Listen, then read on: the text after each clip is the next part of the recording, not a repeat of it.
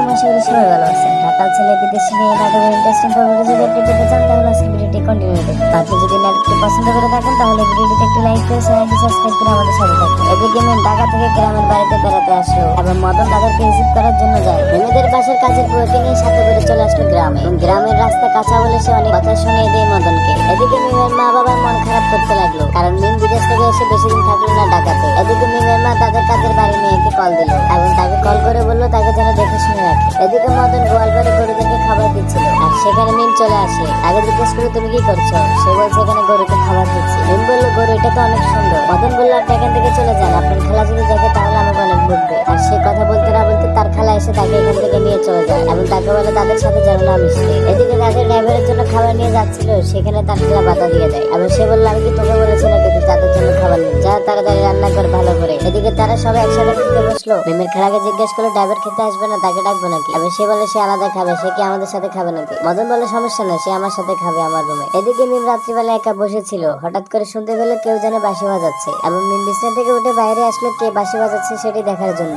বাইরে অনেক খোঁজাখুঁজির পর দেখলো মদন বাঁশি বাজাচ্ছে। মদন বললো এত রাতে আপনি এখানে কেন আসছেন? মিম বললো তুমি আমাকে বাঁশি বাজিয়ে শোনো। মদন বললো আপনি চলে যান, আপনার খালা দেখলে চিল্লাবে। এদিকে মদন পুকুরে মাছ ধরছিল আর সেখানে মিম চলে আসছে এবং মদন বললো আপনি এখান থেকে চলে যান, আপনার খালা দেখলে অনেক বকবে। মিম বললো তাহলে রাত্রে বাঁশি বাজাতে হবে। মদন বললো ঠিক আছে বাঁশি বাজাও।